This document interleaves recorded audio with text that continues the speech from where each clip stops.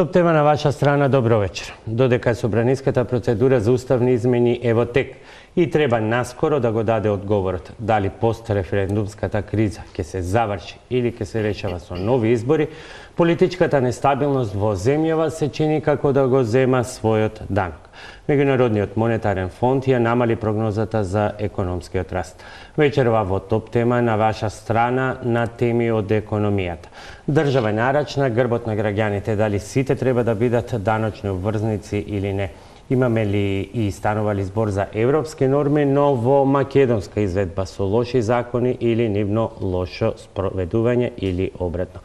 И сето тоа со повод студијата на 3 невладини и think-tank организации. Насловена физичките лица во системот на ДДВ и владењето на правото во Македонија.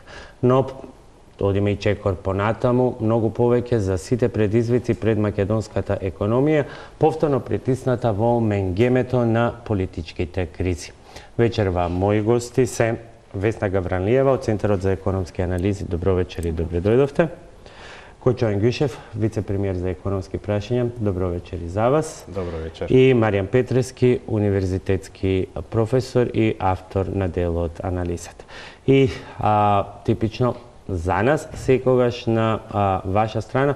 Еве прво да погледнеме дел од клучните сознанија во студијата поврзана со дилемата која што од време на време повторно се актуализира. Се очекуваше дека оваа влада можеби ќе ја реши, меѓутоа се покажа дека актуелните даночни власти се многу поригидни во читањето на законот кога станува збор за тоа дали сите граѓани кои што оствариле приход над 1 милион денари треба да станат по автоматизам и ДДВ обврзници. А дел од нашите гости вечерва во законите открија многу недостатоци и контрадикторности. Еве кои.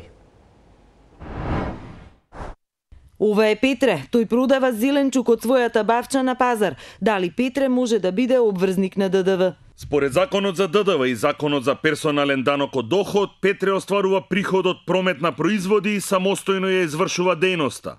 Но според законот за трговски друштва, тој не може да стане обврзник на ДДВ. Индивидуалните земјоделци не се третираат за трговци, па од тука и нивната дејност не е стопанска дејност, освен кога е определена како предпријатие. Со вакви и слични нејасноти се соочуваат граѓаните кога треба да одлучат дали да се пријават или не како ДДВ обврзници во управата за јавни приходи, доколку оствариле годишен прилив од над 1 милион денари. Затоа граѓанскиот сектор бара прво да се расчистат правните нејасноти, па потоа да се спроведуваат законите. Ова е Африм, тој е научник, пишува научни трудови. Неговиот главен приход се грантови за произведување авторски дела. Дали Африм може да биде обврзник на ДДВ? Според законот за ДДВ, не. Се додека авторските права остануваат кај Африм, а авторското дело може да го ужива општата јавност, не настанува промет. Преносот на авторските права, прометот, ќе настане кога Африм ќе го издаде и продава своето авторско дело преку издавачка куќа. И според законот за персонален данок од доход, не, приходите од професионални и други интелектуални услуги не се подведени по стопанска дејност, само како самостојни дејности. Законот за ДДВ сега не овозможува правна примена на одредбите за оданочување на физичките лица и со тоа го подкопува владењето на правото. Ова го констатирале неколку невладени организации, Finance Think, Центарот за економски анализи и Центарот за даночни политики. Во студијата што ја изготвиле бараат законот за ДДВ да ја допрецизира стопанската дејност и да се одреди што се подразбира под нејзино самостојно вршење и тоа да се усогласи со законите за персонален данок и за трговски друштва, да се одреди и колку трансакции требало да бидат направени за таа да има третман на стопанска дејност. За да потпадне под терминот стопанска дејност, лицето што го врши тој промет треба да генерира стабилен приход на континуирана основа и кој што треба да предпочита остварување на иден доход. Се бара и да се отвори регистар на физички лица обврзници на ДДВ, согласно меѓународната класификација на занимањата, а секој што во него ќе се запише да ја наведе својата стопанска дејност. Милица е консултант, ги советува големите компании од телекомуникацијскиот сектор за нивните бизнис процеси. Дали Милица може да биде обврзник на ДДВ? Според законот за ДДВ да, таа пружа услуги на правни лица. Според законот за персонален данок од доход не, приходите од професионални и други интелектуални услуги не се подведени под стопанска дејност, туку само како самостојни дејности. Ова е Тамара, таа е истраден уметник пејачка. Дали Тамара може да биде ДДВ обврзник? Според законот за ДДВ не, кога Тамара настапува на настани од отворен карактер, на пример на плоштад. Според законот за ДДВ да, кога таа настапува на настани за кои посетителите треба да платат влезница, но според законот за персонален данок од доход не, приходите од професионални и други интелектуални услуги не се подведени под стопанска дејност, туку само како самостојни дејности. Откако предходната влада пред неколку години со цел да собере повеќе пари во буџетот, обврската да бидат ДДВ обврзници им ја наметна и на членовите на управни и надзорни одбори и на издавачите на деловен простор, сегашната власт од стартот на годинава уште повеќе ја збуни и револтира јавноста, со тоа што побара практично сите физички лица да влезат во режимот на ДДВ. И нас особено не изненади што во потрагата по тој фискален простор новите власти продолжија со толкувањето на генерално општо толкување за физичките лица како даночни обврзници, значи еден поширок опсек на толкување на законот за тоа дека физичките лица сите треба да бидат даночни обврзници за данокот на додадена вредност. Невладините бараат и јасен правилник за тоа кои проекти, на пример ИПА, се ослободени од ДДВ. Од УЈП се бара и да направи анализа дали трошоците за администрирање на овие даночни обврзници нема да ги надминат даночните приливи што ќе се остварат. Беше тоа Нина Нинеска-Фидановска со дел од клучните согледувања од најновата студија на Financing, Центарот за економски анализи и Центарот за даночна политика.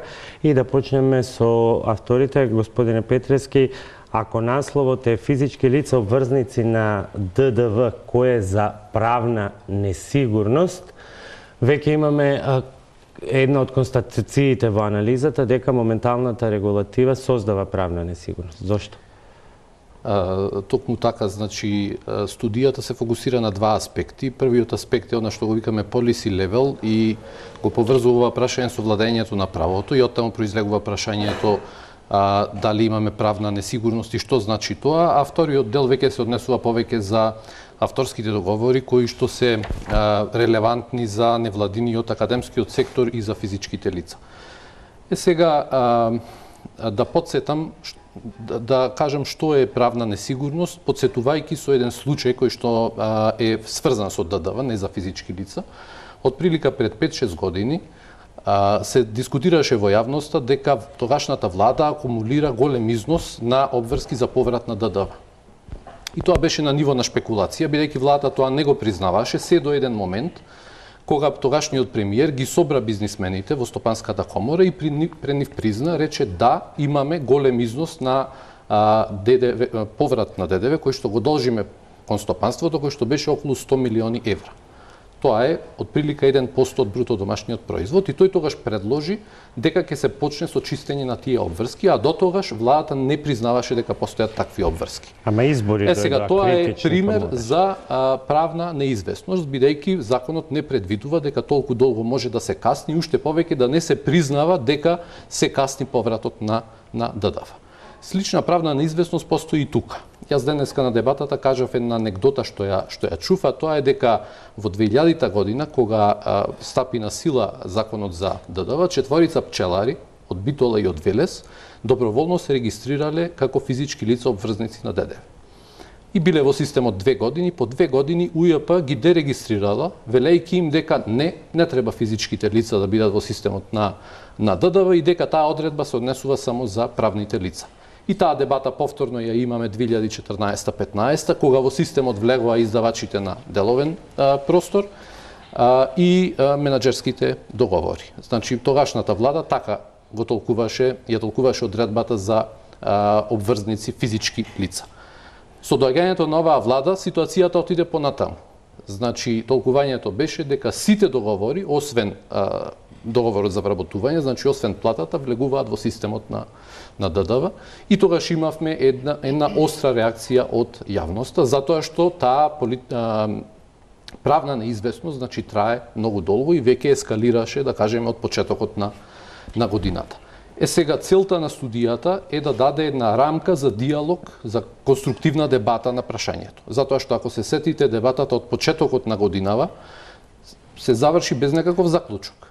Ниту државата излезе со финален став, ниту имам некаков впечаток дека ова одредба некако како никогаш да не беше во целост спроведена, односно арбитрарно се спроведуваше и сите гарнитури понатаму, особено во критични предизборни периоди, некако кога јавноста почнуваше да реагира, едноставно се откажува, го занемарува ова прашање, така што никогаш не успеа сите да се пронајдат каде се во тој систем. Тоа е тој проблем со владењето на правото, каде што не овозможуваме законот да биде јасен сам по себе, туку овозможуваме секој да го толкува на различен начин и економските агенти, во случајов деночните обврзници потенцијални на ДДВ, да чувствуваат една неизвестност дека утре можеби кога ќе дојде друга влада ќе го толкува на некој трет начин. Значи, затоа повторно да повторам, студијата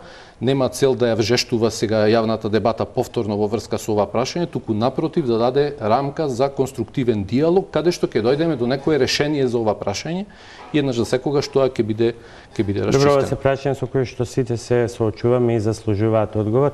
Не ве занемарувам, вице-премиера, меѓутоа прво уште едно прашање до авторите на студијата.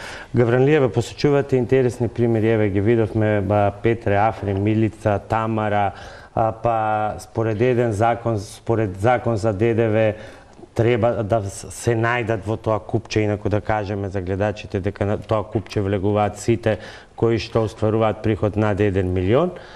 Според закон за персонален данок не треба. Сега за оваа студија вие сте се собрале неколку група стручњаци, економисти и сте успеале да најдете дузина недостатоци, неконзистентности и контрадикторности. Меѓутоа, вие сте експерти во таа област. Што останува за лаиците? Како тие да се пронајдат себе си, дали влегуваат во ова купче кое што сега според ригидното толкување на актуелните даночни власти во кое што влегуваат сите над 1 милион. Токму тоа е и дискусијата која што сакаме да ја отвориме. Веќе спомнавме, значи правната несигурност, тоа што немаме јасни и прецизни правила на еднакво спроведување на законските одредби и нивно толкување по потреба, дополнително ја зголемува правната несигурност кај било кој даночен обврзник. Конкретно, она што бараме, за кој што даваме аргументи, наши видувања, е фактот дека граѓанинот како физичко лице не може во оваа ситуација да се снајде без јасно поставени правила и сигурен даночен систем како да реагира. Дали едно физичко лице кое остварува приходи, тие приходи може да се сметат сите без платите, може да се сметат како приходи кои што треба да се оденачуваат со ДДВ, дали тоа е вршење, дали има промет кај сите приходи, дали е тоа самостојна дејност, дали е се тоа консултантски договори и така натаму. Колизиите најпрво она што го утврдивме произлегуваат и не само од данокот на додадена вредност, кај што покажуваме потреба, аргументи и примери од другите држави, дека е потребно до прецизирање и јасни правила. Значи, една од карактеристиките на еден даночен систем е дека тој треба да биде сигурен, а сигурноста произлегува само од јасни правила, јасни административни процедури кои што ќе им бидат достапни на граѓаните во секој момент, односно навремено, за да знаат како да се однесуваат. Она што го утврдивме дека за ист економски концепт ние во данокот за додадена вредност, зборуваме за стопанска дејност, во во законот за персонален данок ги издвојуваме самостојните дејности. Во законот за трговски друштва повторно ги иземаме одредени трговски дејности, со што повторно ние немаме во моментот јасно решение кои се тие приходи. Неспорно дека физичките лица, законот пишува дека треба да бидат даночни обврзници за... Иако има дилеми, ама да не ја враќаме дискусијата скроз назад, дали воопшто треба. И се уште се актуелни и тие дилеми. Да не ги занемарим. Законот не претрпел промени во последните години од кога се јавува таа дебата. Толкувањето и спроведувањето е тоа што внесува дополнителна несигурност. И чекайте сега. Видете, ако може да се надоврзам, значи сметам дека во тој дел не треба да има дилеми, ниту експертската, ниту општата јавност, дека и физичко лице може да биде обврзник на ДДВ, затоа што може да изведува стопанска дејност. И таа дилема еднаш за секогаш треба да ја тргнеме, затоа што ако одиме во насока да аргументираме дека физичките лица воопшто не можат да бидат, тогаш затоа реков нема да ја враќам дебатата назад, меѓутоа она што сакав да ве прашам пред да преминеме кон вице-премиерот е следново. Еве, со Петре е јасно земјоделец, меѓу тоа што ќе се случи со Африм, со Милица и со Тамара, за да знае дали да се пријави или дали ќе го изненади во поштенското сандаче она страшно црвено плико за предупредување од УЈП, тој треба да ангажира цел тим на консултанти, практично 10 минако експерти кои што работеа на овој труд. Видете, затоа апелот е сега дека ова треба да се расчисти, да се разјасни. Мислам дека сега е моментот да тоа се направи. Веројатно и со интервенција во законот, меѓутоа побитно и со донесување подзаконски акти, правилници во овој дел. Како што има правилници кои што дорегулираат други аспекти на законот за ДДВ, исто така и овдека е потребно да се направи еден правилник кој што ќе го дорегулира овој аспект, опфаќајќи ги дел од сугестиите кои што тука ние ги имаме. Тука се фокусиравме ние на авторските договори, кои што се најеклатантен пример каде што имат отсуство на промет. А законот за ДДВ оданочува промет на трансакции направени дома и на увозот. Еве, тука е вице-премиерот и ни објасни, иако јас сум должен да објаснам дека е ова пред, да кажам дека е ова пред се сфера на надлежност на Министерството за финансии и Управата за јавни приходи, но поради обврски, како што ни беше речено, со годишните состаноци на Меѓународниот монетарен фонд и Светската банка, министер за финансии не беше во можност да присуствува овде.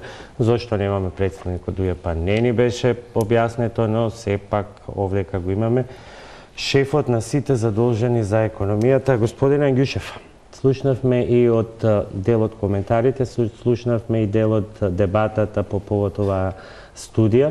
Сите очекуваа дека оваа влада ќе донесе некакво олеснување во тој поглед или разјаснување на работите, меѓутоа добивме многу поригиден став, барем на управата за јавни приходи, намерно го нагласувам, барем на управата, бидејќи сме биле во ситуации кога имало различни ставови па се пеглале, која засега е ригидна. Во тоа купче влегува секој оној кој што има над 1 милион, завршена приказна. Зошто? Значи, прво благодарам за поканата. Ова влада нели е транспарентна и затоа сум јас вечерва тука да разјасниме некакви дилеми. Не сме побегнале никогаш од дебата и од дискусија, лично јас посебно, значи никогаш. И ја прифатив нели оваа дебата на темата која што, како што вие кажавте, нели е во еден од ресорите кој што припаѓа некако во моето портфолио. Прво да расчистиме дека персонален данок и данок на додадена вредност се различни даноци. Значи, прво, мислам дека е тоа вака за пошироката јавност битно да ги расчистиме. И ние сега тука немаме толку спор со персоналниот данок, кој што е јасен, тој е 10% и сите кои што имаат приходи го плаќаат тој персонален данок. Зборуваме за данокот на додадена вредност. Посликовито да кажеме, значи е тоа данок кој што го плаќаат одредена категорија на граѓани кои што имаат приходи над одредена сума. И тој закон не е од денес, не е од вчера, тој закон е уназад со години. Неговата примена, како би се имавме неколку примери тука кои што беа многу фино сликовито објаснети, меѓутоа јас би дал еден посебен пример кој што мислам дека уште појасно ќе ја каже работата, а тоа е ако имаме данок на додадена вредност, значи тој и самиот збор му кажува на додадена вредност. Па мислам дека тука има повеќе простор за разговарање во една друга насока. Например, ако имате дуќан најпросто и го издавате на некое правно лице, на некоја фирма, на банка на пример. И во тој случај вие за тој дуќан земате одредена кирија за да ни е полесна математиката 1000 евра. За тие 1000 евра треба да наплатите нели данок од вашиот клиент 18%, значи фактурата према него ќе биде 1180 евра и вие тие 180 евра имате обврска за нив. Меѓутоа, мислам дека проблемот е на другата страна, бидејќи вие за тој дуќан немате само приход, имате и трошок. Например, тој дуќан некој пат сте го купиле и сте платиле ДДВ за него. Понатаму вие треба да му направите некакви занаетски работи на секои 2-3 години, смените стакло, брава, грејење, климатизација, вие имате одредени трошоци за тоа. Трошоците за тој дуќан пак од друга страна ви се на трошковната страна. Значи сте потрошиле, речеме, месечно по 100 евра трошок сте направиле за сето тоа, односно имате 18 евра ДДВ на тој трошок. Значи на крај треба од тие 180 евра што ви се обврска да ви се одземат овие 18, бидејќи само разликата, само на додадената вредност што останува лично кај вас треба да платите данок. Тука се согласувам со стручната јавност дека е потребно со подзаконски акти и со правилници ова да се дорегулира. Како што е потребно и да се дорегулира кои све категории точно и прецизно влегуваат во оваа работа. Јас преку овој пример се обидов пластично да објаснам, значи, како данокот на додадена вредност треба да функционира на физички лица, затоа што со други зборови, во тој случај физичкото лице се третира исто како правно лице, значи се третира како да е фирма, така? И тоа оние примери кои што ги посочи и ги имаше евре со Африм и Милица, според еден данок или Милица и Тамара се извинувам. Според еден данок, според еден закон се извинувам за ДДВ треба, според закон за персонален данок не треба. И сега како лаиците да се снајдат во целата таа ситуација. Управо тоа се обидувам да појаснам. Значи, категориите што се во законот за персонален данок се за персонален данок. Категориите што се во законот за додадена вредност се за додадена вредност. И тие се два различни данока, затоа и го објаснив тоа. И затоа ценам дека има простор за подобрување на оваа регулатива во делот на подзаконски акти и правилници да дефинира која категорија точно каде влегува и како ќе биде третирана, но уште повеќе ова другата страна, бидејќи вие во фирма ако плаќате данок на додадена вредност, а сега и физичкото лице треба да биде исто такво, треба да има значи кои му се одбитни ставки. Па на пример, ако е консултант, тој има трошок за неговите консултантски услуги. Треба да купи лаптоп, треба да патува можеби, треба можеби да закупи канцеларија каде ќе обавува својата дејност и тие му се трошоци, не му се сите приходи. Така да, мислам, јас ја поздравувам иницијативата, која што ја спровеле, значи, Financing и другото здружение на граѓани, и мислам дека, иако не сум ја видел оваа книга која што денеска била промовирана, јас немав шанса да ја видам, а со задоволство ќе ја прочитам, значи, ценам дека ќе придонесе во таа насока и мислам дека нема дилема, дека внатре во рамките на владата ние имаме желба да она што на вистина било лошо регулирано или не до крај регулирано, да го дорегулираме. Оваквите четива, како што вие денеска го промовиравте, ценам дека ќе помогнат во таа насока, а јас еве го кажав и моето лично мислење и личен став во која насока треба да се работи. Мислам треба да се работи во насока да се регулира, значи да се формира еден подзаконски акт каде што точно овие два сегмента ќе се дефинираат. Структурите, значи кој све е опфатен и да се дефинира значи начинот на односно на влезната страна, значи на трошковната страна на ДДВ-то. Многу е важно да законите бидат јасни. Многу е важно да законите бидат транспарентни и донесени после јавна дебата. Зошто овој закон ваков? Заради тоа што немаше дебата за него, односно немало во моментот кога бил носен. Зошто законот за финансиска поддршка на инвестициите не е таков, е апсолутно јасен, затоа што кога јас го носев, направив една широка дебата и мислам дека денеска не постои човек на кој што не му е јасен. Да, борете, меѓутоа имаме ситуации кога и ние прашуваме ке има ли сега казни или нема да има казни и сега од УЈП ни одговараат со тоа, ајде сега да зборуваме за убави работи, да не зборуваме за казни, а може утре и задутре да не најде во сандучето таа опомена. Ке препуштам стручната дебата и забелешки не навлегувајќи во она сега дистинкција меѓу законите, како е тоа внатре во нив потенцијално различно регулирано, јас сакам да го поздравам овој став. Бидејќи овој став прв пат го слушам јавно од страна на владата.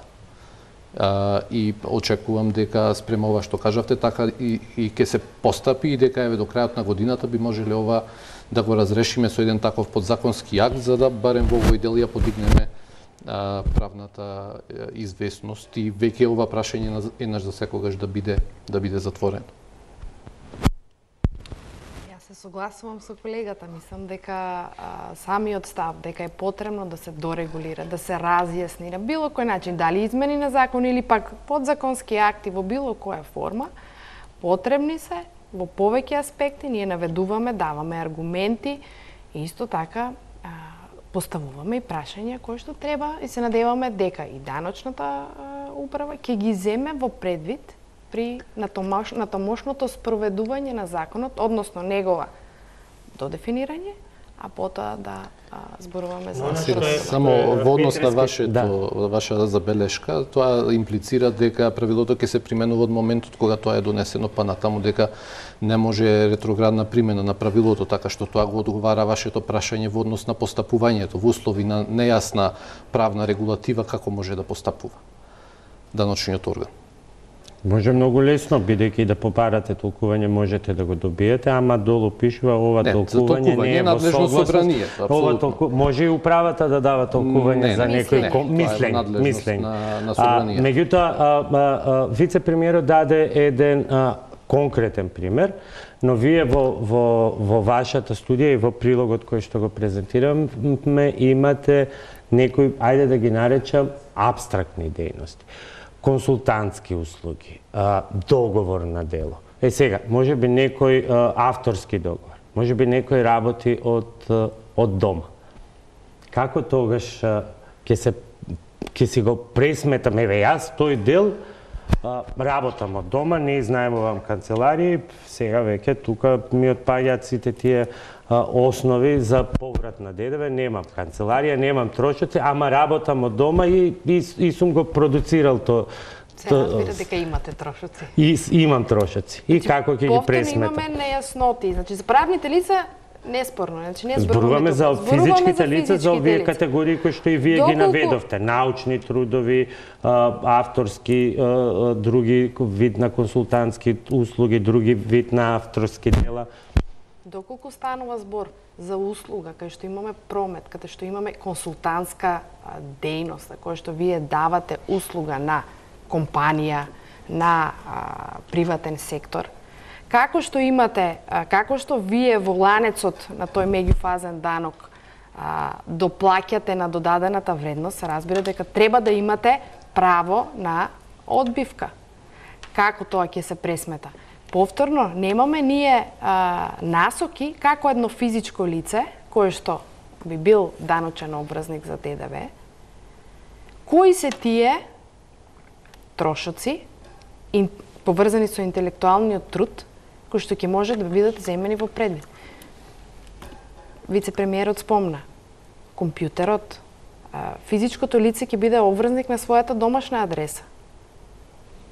Ако ми е компјутерот стар, како да пресметам амортизација? Си земе сметководител. Ќе си земете сметководител. Значи дека и до регулацијата не значи дека нема да имаме дополнителни трансакцијски трошоци и трошоци кои што ќе треба исто така ќе бидат трансферирани кај даночните обврзници. Тоа е еден начин да се надмине ова, за да не се случи административниот трошок и за физичкото лице и за управата за јавни приходи при контролирање или при утврдување на тој влезен ДДВ да биде толку голем што ќе биде поголем од приходот кој што се добива од сето тоа, е да се утврди некоја стапка на нормирани трошоци. Да кажеме 50% и тоа ќе намали ефективната стапка на 9% наместо наместо 18, значи има различни начини тоа да се реши, само треба да постои волја и добра намера каква што гледам вечерва да тоа се направи. Еве јас да ви отворам и други дилеми во даночната политика.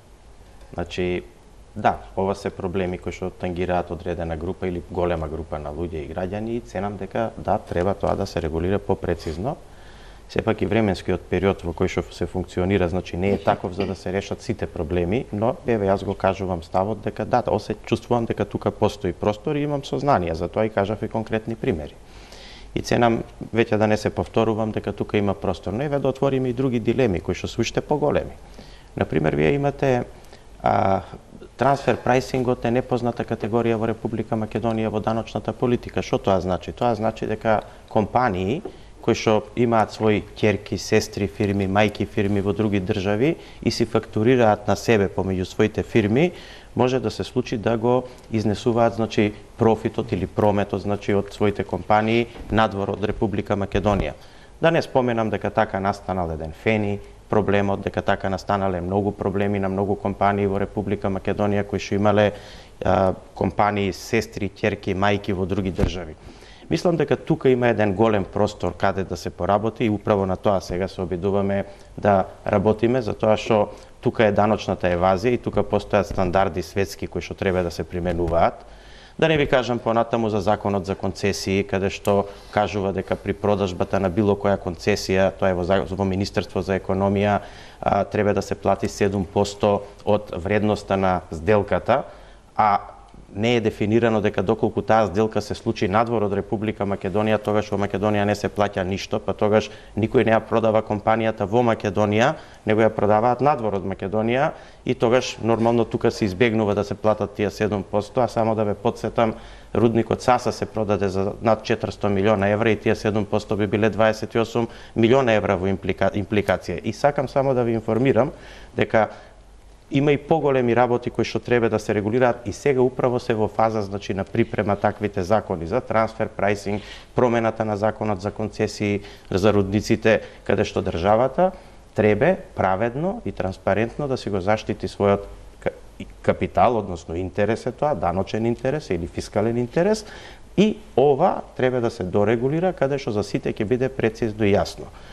Мојот став е дека сите закони треба да бидат колку што е можно попрецизни, почитливи, бидејќи тука станува збор за, слушнавме, земјоделци, луѓе кои што се занимаваат со естрада, тие не мора да бидат даночни специјалисти за да можат да го прочитаат законот. Јас прашав како еден лаик да се снајде дали припаѓа во оваа купче или не. Тој може да знае дека има милион денари, меѓутоа не знае дали е Африм, Милица или тама. Да, но како и секаде во светот, доколку сакате да се занимавате сериозно со одредена дејност, во тој случај треба да ангажирате и соодветно лице кое што ќе се грижи за вас за таа дејност. Значи, со други зборови, ако сте вие лице физичко кое што подпаднало под ДДВ и не можете сами да се снајдете во сета таа ситуација, имате сериозни приходи, во тој случај да, ви е потребна помош од сметководител, као и секоја помала фирма. Едниот вели според овој закон треба, според другиот не треба. Тоа се апсурди. Ние зборуваме за дејностите тука. Значи да, викам треба да се дефинира. Сега ние зборуваме како луѓето ќе го читаат и како ќе го применуваат. Тоа е сосема друга работа. И еве управо тоа се обидов да го објаснам. Маријан и Гавранлиеве, да го заокружиме овој дел со клучните ваши препораки и колку реализацијата на тие препораки бара и соодветно одлагање или еве да кажеме поголема флексибилност во овој момент од актуелните велам даночни власти, повторно нагласувам, бидејќи знаат понекогаш да носат, добро, значи, да терат по свој правец. Главните ги исцрпевме горе-долу главните препораки, меѓутоа тие се сведуваат на тоа да се дефинира прецизно стопанската дејност, што таа значи и да се изнивелира, особено помеѓу овие три закони кои што беа спомнати и во прилогот, потоа да се дефинира што е тоа континуитет на стопанската дејност, што е самостојност на стопанската дејност и потоа таксативно да се наведат оние договори кои што ќе потпаднат во тој систем. Особена препорака дава студијата во делот на авторските договори кај кои што не настанува промет и таму сугестијата е управата да ги едуцира граѓаните, да речем главно сметководствените бироа да укажуваат во тие договори да има една одредба која што ќе укажува дека авторското дело произведено во тој авторски договор е за некомерцијални, односно бесплатни цели, значи може да го ужива општата јавност. Во тој случај тој договор би бил надвор од опфатот на ДДВ и плюс на тоа оние технички аспекти да постои регистар на ДДВ обврзници, физички лица каде што секој ќе може да ја назначи својата дејност. Само со такви јасни правила тогаш ќе може да се оди на доследна примена на таквите правила. Во моментов со оглед дека нема такви правила, мислам дека и примената е невозможна, така што ако има некаква, да речеме, присилна или службена примена на сето ова, тогаш во моментов мислам дека е најадекватно таа да се стопира до разјаснувањето на овие аспекти. Само би надополнила дека согласни сме дека потребна е цела реорганизација на даночниот систем. Македонија се уште ги нема искористено потенцијалите за проширување на таа даночна база од кај што може да ги прибираме даноците. Вице-премиерот спомна едно многу актуелно прашање за трансферните цени, ерозијата на данокот, на даночната основа. Македонија е многу слаба, слаба. Укажано е и ОЕЦД укажа дека потребно слаби сме во имплементација на тие меѓународни даноци, меѓу кои што е и трансферните цени, кои што може да имат поголеми приходи за фаќање, за разлика ако се занимаваме со даноци и прибирање на маргинални дополнителни приходи како што се со ДДВ-то за физички лица. Или да бидам попрецизен, да не се случи да од дрвото не ја гледаме шумата. Точно. Така да... Вице-премиере, има ли шанса сето ова да се испегла во догледно време и граѓаните да имаат јасни насоки? Со оглед на тоа што вие еднаш веќе рековте дека да, владата го слуша гласот на граѓаните, но се чини дека УЈП и Министерството за финансии не ја сватија пораката, се однесува на електронското регистрирање, па излегува со понуда само да им олеснат на пензионерите да не одат до УЈП, да ја поднесуваат на потврда електронската пријава, а не ја сватија пораката дека им е апсурден концептот во дигитална ера во 21 век, електронски пополнета пријава рачно да се носи на потврда во УЈП. Добро, сега вие навлегувате во оперативни работи за кои што не очекувате веројатно дека ја сега сум инволвиран во тоа дали се носи рачно или не се носи. Значи, мислам дека сепак тие прашања ќе ги адресирате до Министерство за финансии, каде што ваквите оперативни работи се спроведуваат. Јас сепак покривам широко портфолио и не можам да знам баш сите детали во сите сектори. Но она што сакам да ви го кажам генерално е она што јас го гледам. А тоа што го гледам е дека законите во Република Македонија во голем дел уназад со години се правени такви да се остава можност на службениците државни, така ќе кажам без разлика во која сфера се, широко да ги толкуваат и арбитрарно да одлучуваат, у смисол на тоа да за вас важи, за другиот не важи. Јас и пред да бидам заменик председател на владата, значи како стопанственик, сум се соочувал со такви значи проблеми, каде што никаде не е доречено или докажано, а сепак треба да ќе добиете некакво решение, нешто да платите. И тогаш одговорот е дека тоа е екстензивно толкување. Значи, мислам дека ќе одиме во правец и јас ќе се залагам за тој правец. Мислам дека сите членови на владата ќе се на таа линија и тука немам дилема по тоа прашање, да се решат работите колку што може појасно, да бидат значи колку што може попрецизни, за да не има недоразбирања по оваа прашање. Вие кажавте неколку случаи каде што да, може би е нејасно по согласно сегашната легислатива дали припаѓа или не припаѓа, но пак од друга страна има случаи кои што се исклучително јасни дека припаѓаат. Така, значи дека апсолутно треба да бидат оданочени, бидејќи тој закон е јасен, закон за даночење. Јас лично, например, сум ДДВ обврзник и тоа го плаќам веќе 5-6 години уназад, не сега оваа година. Но добро, тоа е друго прашање, мислам дека тука ги исцрпавме од прилика темите. Пораката јасна што сакам да ја кажаме дека ние како влада ќе се залагаме и сите закони кои што ги менуваме и до сега ги направивме, се обидуваме да бидат јасни, прецизни и да не оставаат како да кажам простор за персонално тумачење. Но се надевам дека не очекува ни јавноста дека во еден краток период од година и 2-3 месеца во кој што искрено речено и не беше така чиста и политичката ситуација цело време баш, можеме да ги измениме сите закони, да ги донесеме сите правилници што не биле донесени уназад години. Јас само да ве потсетам, Законот за енергетика беше обврска 14-та година, го донесовме сега во 18-та. Таму има 80 подзаконски акти што треба да се донесат. Па еве ги носиме.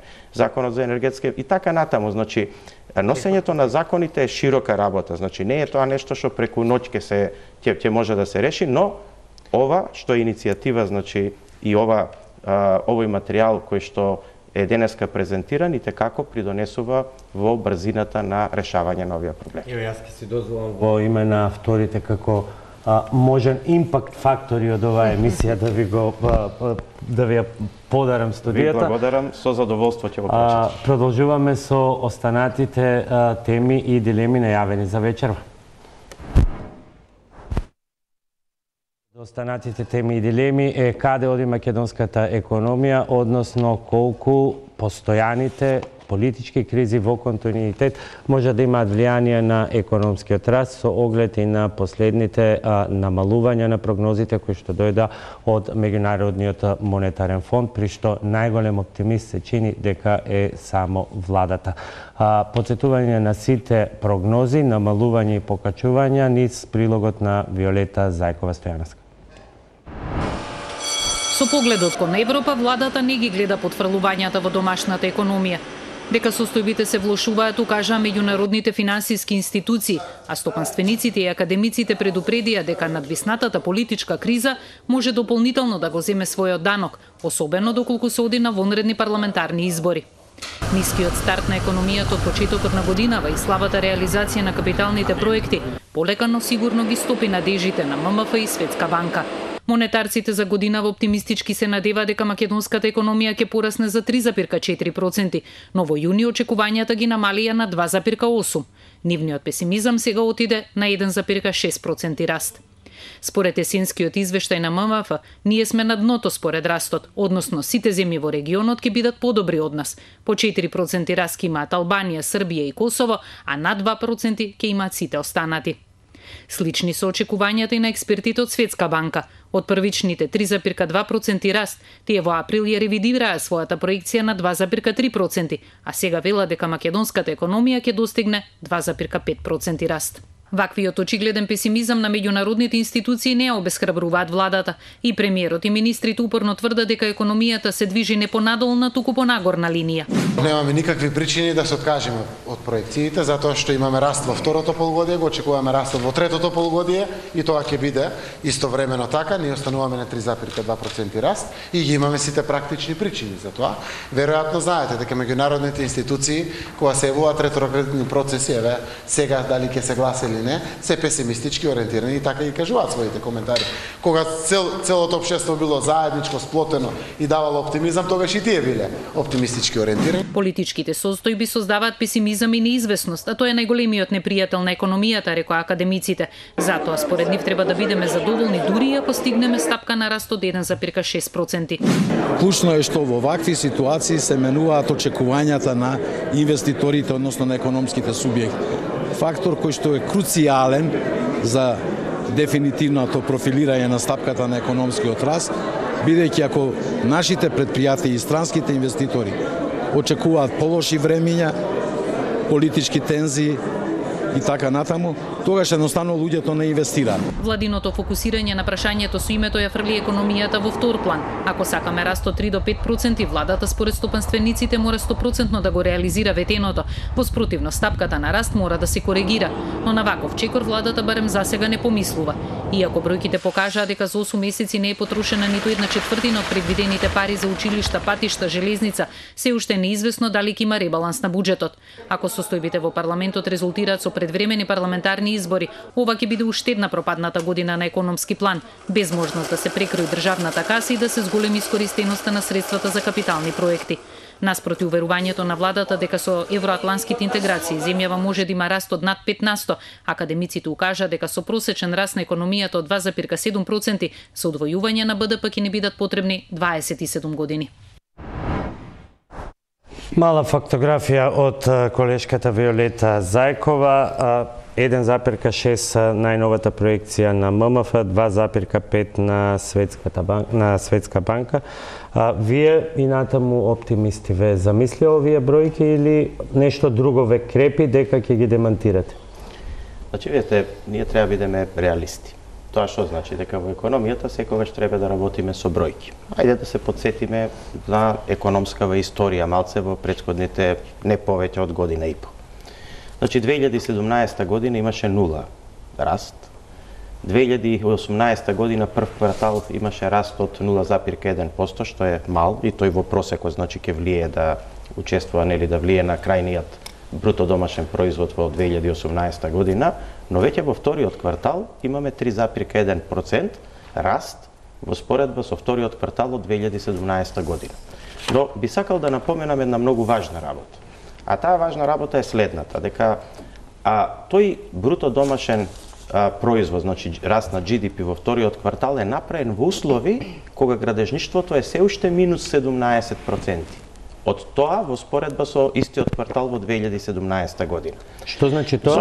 Денеска дадовте специфична изјава дека е ова раст генериран од економијата, а не од владата, очигледно алудирајќи на бустирањето на градежниот сектор што го имаше владата, претходната власт со Скопје 2014. Ќе ми треба една минута да го објаснам. Значи, во што е суштината? Суштината е дека претходно во најголем дел бруто домашниот производ бил креиран од државата, од буџетот, значи од проектите градежни кои што ги влечеле нагоре. Сега значи иако имаме влечење надоле на градежните проекти, сепак имаме 3,1 раст. Тој раст го направила реалната економија. Во најголем дел го направило индустријата, во кој што спаѓа значи енергетиката и рударството, го направила значи земјоделието и го направила трговијата и потрошувачката. Сега, зошто сме оптимисти? Затоа што само со враќање на градежништвото на нула, значи не мора да биде тоа во голем плюс, на нула, многу е важно да кажеме со какви проекти. Ние градежништво можеме да креираме и со виртуелни проекти, проекти кои што не се физибилни и тие прават бруто домашен производ. Зошто? Заради тоа што прават градежни ситуации кои што влегуваат во сметките. Меѓутоа, ако тие проекти се такви, споменици, фасади и така натаму кои што влегуваат исто во градежништвото, а при тоа не се физибилни, тие прават еден ефект на краткорочен рок, значи еден бруто домашен производ креираат моментално, ама на долг рок прават проблеми, бидејќи се задолжувате и тие пари треба ги вратите, а тие проекти не се физибилни. Такви проекти нема да правиме. Но сега сме оптимисти зошто? Затоа што за да се врати градежништвото значи во нормала, потребно е градежните активности во државата да бидат 56 милиона од прилика на месечно ниво. 56 милиона активности на месечно ниво не ги прават капиталните инвестиции во буџетот и мислам дека тоа е промашена дискусија. Да, тоа помага, тоа не е сомнено дека би помогнало. Меѓутоа, тие и сите да се реализираат, ќе се бидат негде околу 18 до 20 милиона евра месечно, значи како градежна реализација, бидејќи не сите капитални инвестиции се градежни активности. И јас сум пресметал прецизно ова што ви го кажувам, што значи дека сепак градежните активности генерираат два сектора кои што се важни. А едниот сектор е значи приватната изградба, значи станови за домување, деловни простори и така натаму, и второто е инфраструктурните проекти на државата. Тука треба државата да помогне во големите инфраструктурни проекти, а тие не се во капиталните инвестиции во буџетот, да не ги мешаме. Тие се во јавното претпријатие за државни патиша, тие се во инфраструктура железница, тие се во МЕР за гасоводот, тие се во МЕПСО за далеководите, тие се во ЕЛЕМ за енергетските капацитети и така натаму.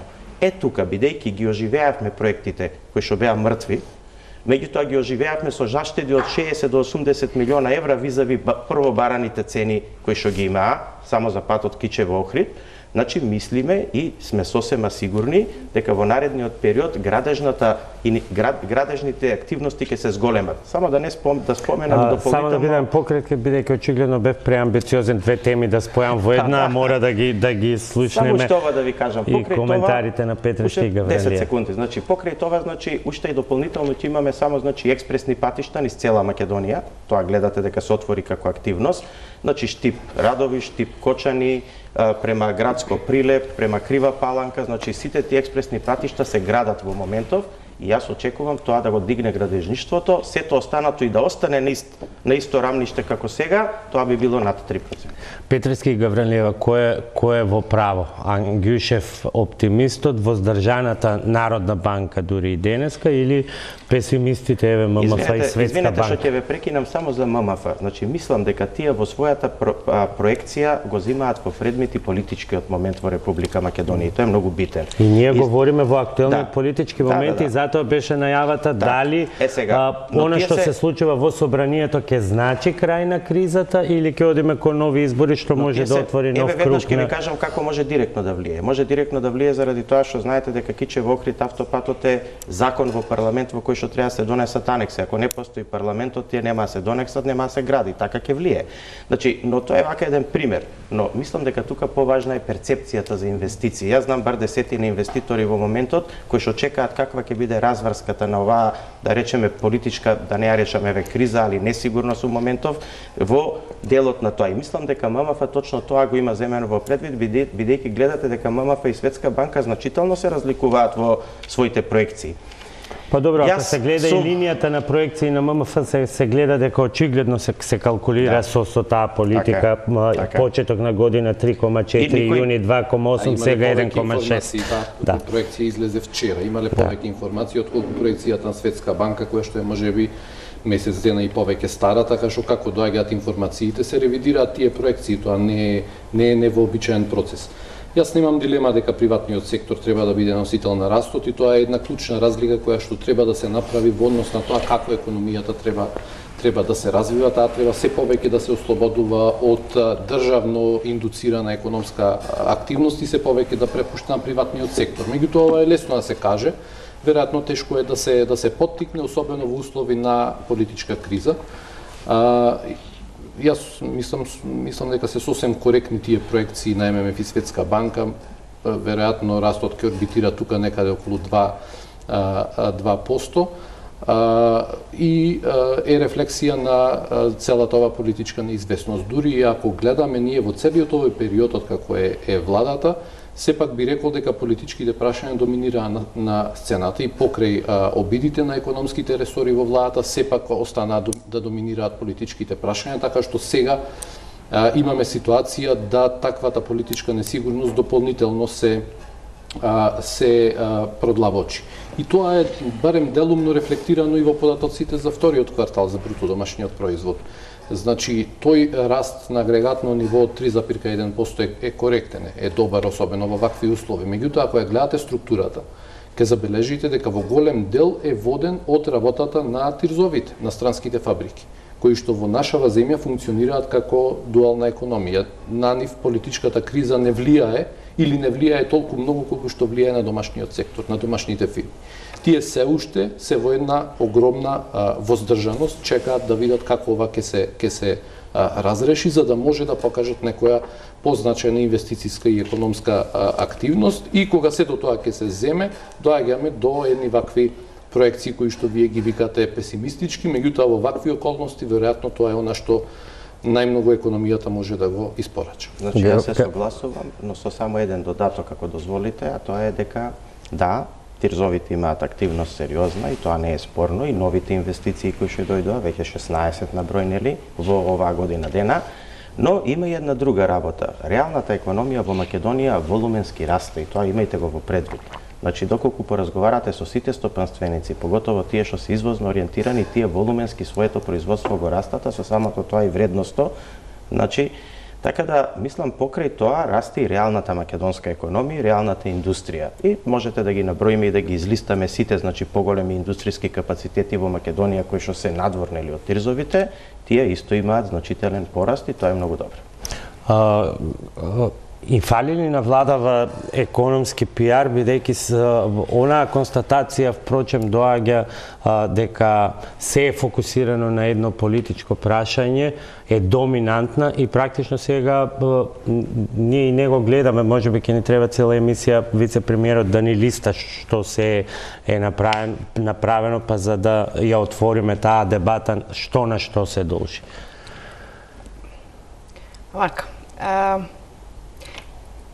мал чекор назад. Значи, Центарот за економски анализи веќе подолг период сака да отвори една друга тема, дека самиот раст економски не може да биде индикатор на економскиот развој, на благосостојбата и на квалитетот на живот на луѓето.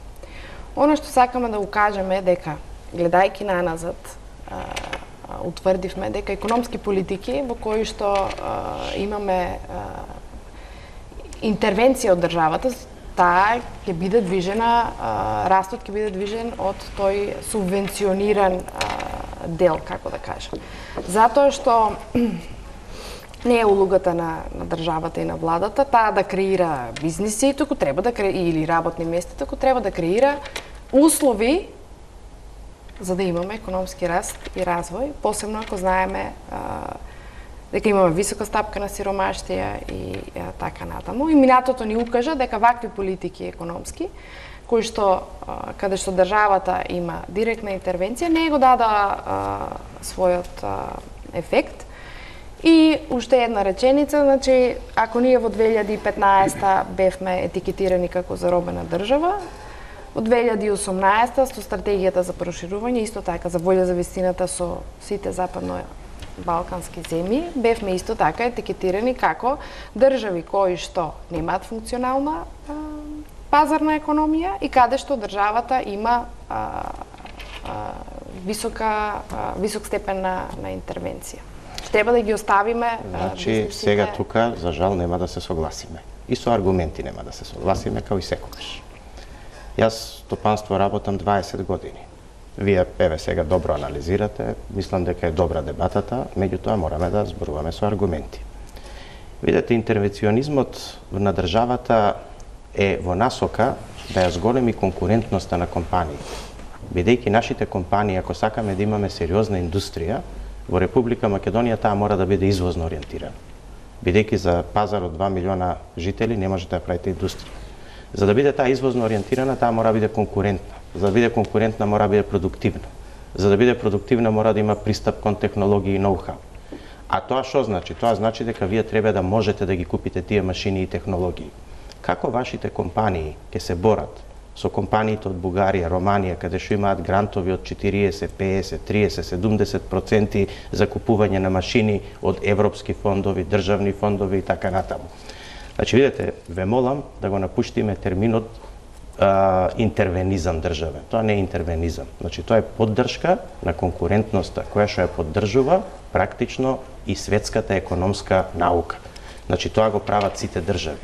И ние, како држава, управо го фативме само тој бран, за жал, верувајте, по мене се уште со скромни 30-40 милиона евра на годишно ниво, за жал тоа се средства од нашиот буџет, бидејќи ние други извори во моментот немаме. Имаме нешто малце од ДИПА за подвигнување на конкурентноста, но тие повторно не се големи средства. Само за споредба ќе ви кажам, Бугарија има во моментот 400 милиона евра во нивниот фонд за иновативност, кој што доаѓа значи од Брисел и каде што бугарските компании добиваат до 70% грантови на купување на технологија. А тие фирми од Бугарија, слично и во Романија, слично беше во Грција, сега почнува во Албанија, тие компании се конкуренција на македонските компании на светскиот пазар. Не. Како тие ќе конкурираат ако вие ова го немате? Не, напротив, не се согласувам, еве аргументирано со тоа мислам. Реплика па само накратко, значи во минатото ние створивме, зборам за годините наназад, створивме една перцепција дека нашата конкурентна предност треба да биде ефтината работна сила, но напротив, токму тоа ние треба да се движи. Не треба да биде. Технологијата треба да биде иновативноста, технологијата и додадената вредност која што треба бизнисот да и доаѓате до вашето зборување. Две кратки прашања сосема, бидејќи сме пред крај. Маријан, па вице-премиерот, дали е потребно она што вие го велите, таргетирање на сектори, бидејќи секојдневно еве се соочуваме со една лаички да еден пример со земјоделието. Значи огромни пари фрлирани во земјоделието, а од друга страна сезонски имаме како сите тропаат на врата.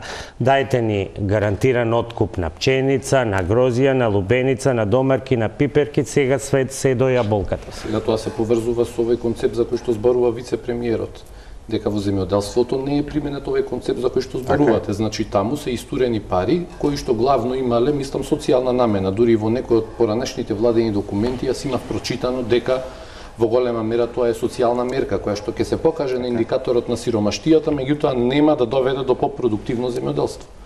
Наместо да се врзува субвенцијата со некаков инпут, да речеме, не знам, трактор или некаква врста семе, таа се поврзува со некој аутпут кој што може би некако го манипулираат, да кажем. Не знам, тоа само карикирам. Така што во тој дел немам дилема дека треба продуктивноста на таков начин да се поддржи. Впрочем, ако така се правело 20 години, сега вице-премиерот кај го немаше проблемот со еврокомпозит. Така е. А инаку во однос на секторите. Значи, генерално, вака да кажеме теоретски, јас би рекол дека треба да се селектираат сектори во кои што Македонија има компаративна предност. Меѓутоа, тоа е теоретски. Практично, веројатно е тешко изводливо, затоа што сме мал пазар и веројатно затоа што се уште треба да се инсистира на некаква, да кажеме, хоризонтална стратегија каде што ќе се поддржува продуктивноста без секторско таргетирање и ќе се остави на пазарот да се види кои сектори тој ќе ги селектира како компаративна предност на економијата. Имаме реклами, претходно кратко одговор. Сосема кратко, значи прво зборуваме едно за земјоделие, едно за индустријска политика, различни се. Меѓутоа се согласувам комплетно. Говорете, сакав да илустрирам идејата како идеја за интервенционизмот, односно субвенционирање. Програмата досега била промашена. За жал, таа се уште не можеме да ја смениме преку ноќ, бидејќи програмата од минатата година се плаќа оваа година и другата година, но сега менуваме многу работи. Например, за јаболката паралелно како викаме да им помогнеме на земјоделците, така викаме правиме нова мерка за отварање на преработувачки центри. Тоа е суштината. Значи, дајте да му дадеме грант на некого 30%, кој што 70% ќе даде негови средства да направи преработувачки центар за јаболка, да прави производи од јаболка. Значи, кој што, еве, ќе ги решат проблемите и со откупувањето. Тоа е суштината. А додека во индустријата, јас би рекол само следното. Директните странски инвестиции треба да бидат такви кои што ќе произведуваат финални производи, бидејќи само тие можат да имаат импакт и соработка со македонската економија, бидејќи тие имаат слобода да ги избираат своите подизведувачи. И тоа е суштината. Широка е темата, можеме многу да зборувам, а леве ви кажав две поенти кои што се мислам битни. Реков дека преамбициозен бев денеска со две комплексни теми да ги спојам во една емисија. Одиме со уште една пауза за реклами и со завршните зборови кои ќе бидат на вице-премиерот Ангјушев со оглед на фактот што популарноста кај македонската опозиција негова веќе се прешири на политички план дури во Грција. Влегуваме во самата завршница на вечерашната топ тема на ваша страна и вице-премиере мораме да завршиме со две кратки прашања и два кратки одговори поврзано со продажбата на вашата фирма. Актуелен сте тука кај домашната опозиција во критиките во однос на тоа, меѓутоа еве со прашањата на пратениците на Нова демократија, портпаролот и пратеникот, портпаролот Спираки и пратеникот Скрекас, тоа влезе и во грчкиот парламент. Значи, лошо е кога политиката ќе се меша во реалната економија. Значи, ај прво да се вратиме на македонскава страна. Веројатно опозицијата има проблем со транспарентност, бидејќи ако беше тоа Белизе, веројатно никој немаше да праша, ама јас тоа нема да го направам никогаш. Правев транспарентни компании, Горцум на ЕДАСа, таа е формирана во Македонија. Имаше денеска дискусија зошто средства легнале на лична сметка, затоа што компанијата беше во 90% собственост на Кочо Андјушев и 10% собственост на Фероинвест, каде што повторно сум ја доминантен и тој дел што е 90% што е лично на Кочо Андјушев, логично е да легне на лична сметка и ја да плати платам за тоа персонален данок, како што сум направил и сум горд на тоа што сум формирал таква компанија во 9 држави. Компанијата беше на аудит претходно цела година и таа компанија работи 5 години успешно, само последната година има загуба и аудит правеа 3 од 5 реномирани куќи во светот аудитски и сите тие ја проценија на повисока вредност од тоа што е продадена. Над 5 милиона евра беше вредноста нивна, според Бейкер Тили, според Ерсте Јанг и според Грант Торто.